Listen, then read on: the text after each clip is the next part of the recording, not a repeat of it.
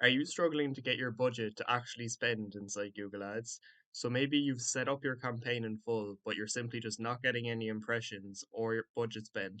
And obviously, that means if you're getting no clicks, you're getting no leads or customers booked in. And in today's video, we're going to break down exactly why this happens and more importantly, what you can do to fix this for your own campaign so your budget can start spending and bringing you in leads.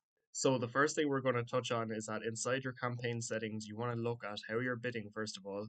And the most common reason for your budget not spending is having your target cost per action or your maximum cost per click bid limit set too low. So the first thing you can do is increasing these limits. So for example, if this campaign wasn't spending, then we'd increase this target CPA a bit higher so that we're more flexible with how we're bidding. But also it's worth touching on having the right bidding strategy in place as well from the very beginning, because there's no point in having a target CPA right off the bat, for example, because Google doesn't have any relevant data on what you can actually get a lead for. So in most cases, it doesn't make sense to even start out with maximize conversions and setting a target CPA because you don't actually have any data on what a realistic actual CPA is. And what you want to do from the very beginning is that if you have a new campaign with no conversion data, is that you instead want to use a maximize clicks bidding strategy and set a maximum cost per click bid limit on what you're willing to pay per click. And to do that as well, you can see inside Keyword Planner, after entering in the location that you're targeting and some relevant keywords to what you're providing,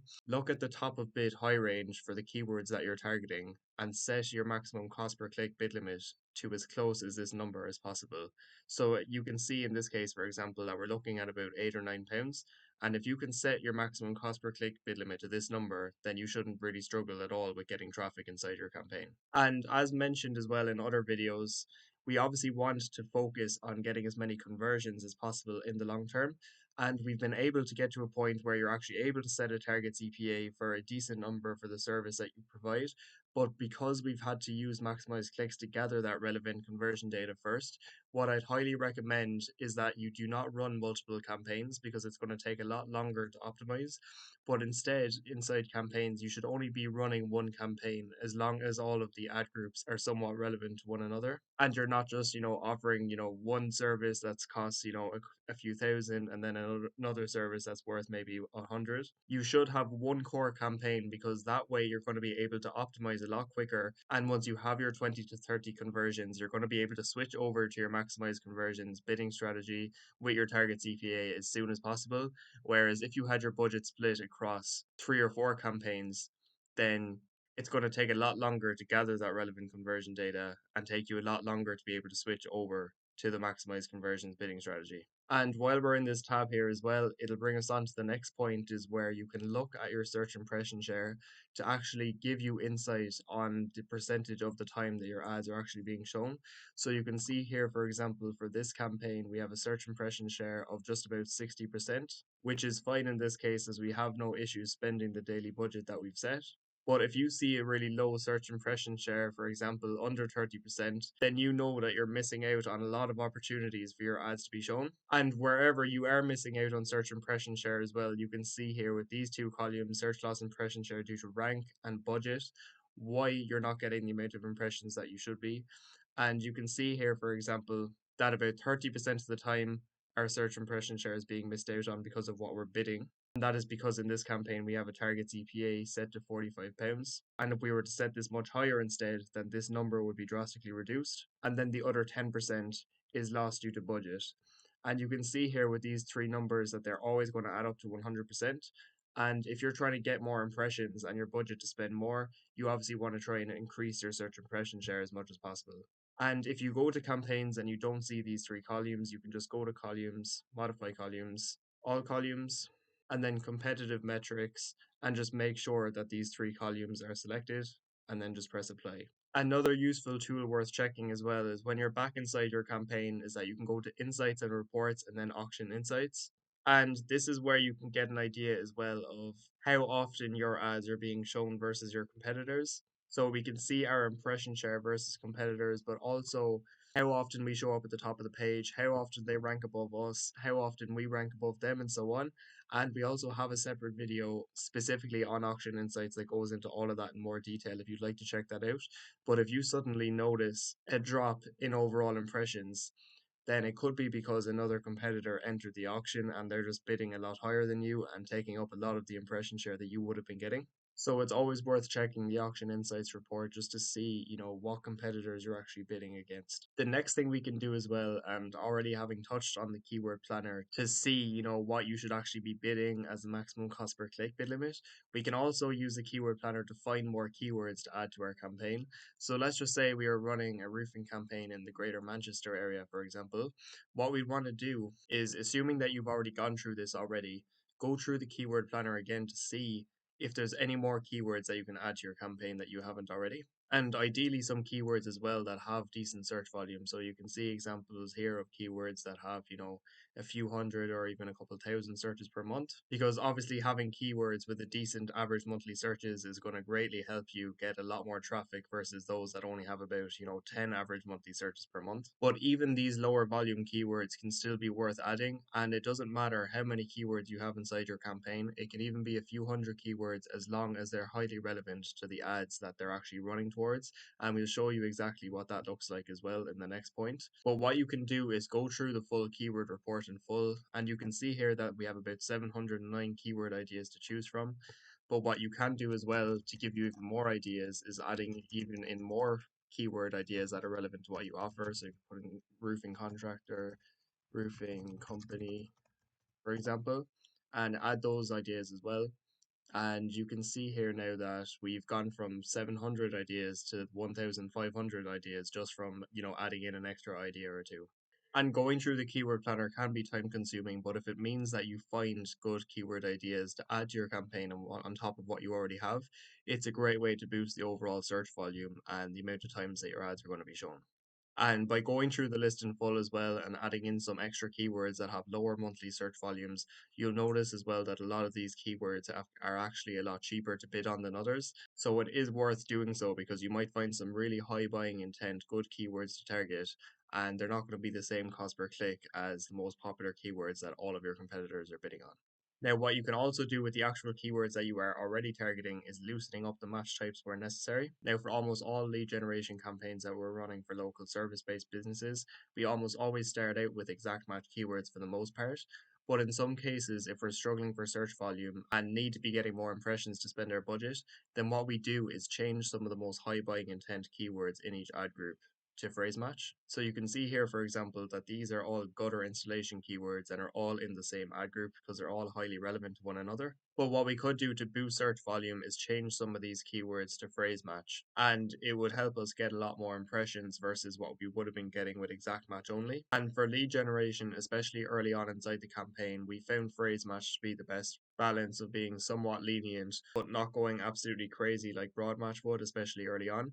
And we wouldn't recommend using broad match, especially early on in any campaign, until you get to a point where you have smart bidding in place, where you have, gathered a lot of conversion data and you're running maximized conversions with a target CPA and you're trying to optimize as much as possible. And then you're basically like, letting Google's AI take over. But until you get to that point, you don't want to use broad match keywords, but adding in some phrase match keywords should definitely help get you a lot more search volume without giving you a crazy amount of irrelevant search terms. And what you can do as well, once you've gathered a decent list of keywords, is that if they can be split up further into separate ad groups, then I'd recommend doing so. Because trying to fit all of your keywords into one ad group with somewhat relevant ads isn't the best way to, actually get your budget to spend, because you're going to have a much lower click-through rate because the ads that you do write are going to be a lot less relevant to what the person is searching for. And this is going to reduce your overall quality score as well and give you a much higher cost per click. Whereas if you gather a long list of keywords at the very beginning, then you want to split these up into as many columns as necessary, which each of which are going to represent their own ad group, and you're going to be able to write highly relevant ads then for each of these ad groups.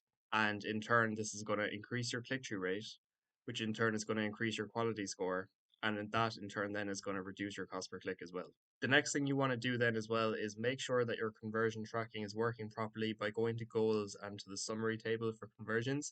The reason being is that if Google doesn't know what to optimize for, then it simply might not just spend your budget at all because Google doesn't actually know, like, what you're actually looking to achieve. And what I would do as well to make sure you're optimizing your campaign as quickly as possible is only have conversion actions set up for the actions that you actually want the customer to take. So in this case, for example, we only have conversion actions set up for form submissions and phone calls. And we also have got separate videos on conversion tracking on the channel as well, which I'll leave the link to if you'd like to check those out. But as long as you're successfully tracking the conversions for the actions that you want the customer to take when they land on your landing page, then you should be good to go. The next thing you can do as well is go to your locations. And if you're targeting a very specific local area and you might be targeting an area that might, only have under 100,000 population, then the chances are you could be very limited by search volume because you're targeting such a small area. And what you can do as well is increase the mile radius around the location that you're targeting, or else simply add in more locations by place name. And obviously, this is limited if you're a service based business because there's only so many areas that you can serve.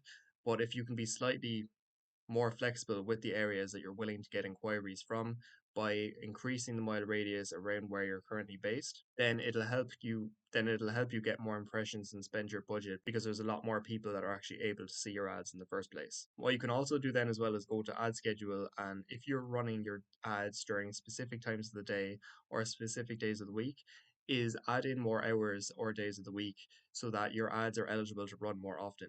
So you can see here, for example, that our ads are set to run from 8 a.m. to 8 p.m. Monday to Saturday, and we've never seen any issues where, we've needed to set our ad scheduling any differently so that, our budget actually spends.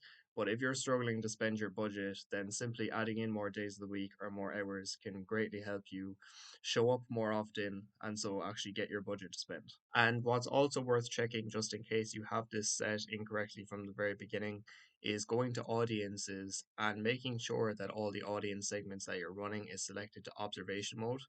A mistake that we see commonly made really early on, especially, is setting your audiences to targeting right off the very beginning.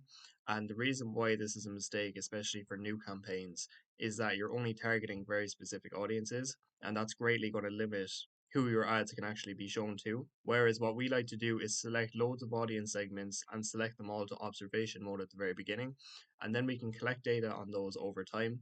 And whichever audiences seem to be performing best, then we can choose to target them over time. But at the beginning, especially, we want to select observation mode for all of our audience segments. And lastly, then as well, just because this is a video on getting your budget to spend more, but I highly wouldn't recommend doing this. And if you follow all of the other recommendations made in this video, you're not going to need to turn on your search partners.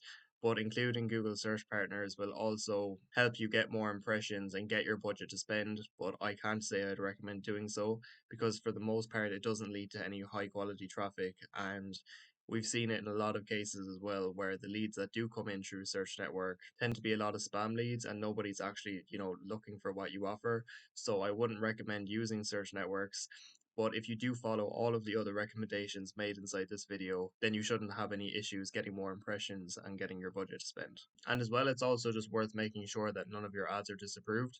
And it should be really obvious as well inside your overview or anywhere else inside your campaign, because you'll have notifications, for example, with your status saying that, some of your ads are disapproved, and any disapproved ads can't run at all. So I just make sure as well that everything's eligible and good to go. But apart from that, all of the recommendations we made in this video combined should really help you get your budget to start spending and, optimize your campaign as quickly as possible, especially in the early stages. Now, I hope this video gave you clarity on what to do if you're struggling to get your budget to spend inside Google Ads. And if you do have any questions at all about getting more impressions, getting your budget to spend, or any other aspects of Google Ads at all, feel free to leave a comment down below.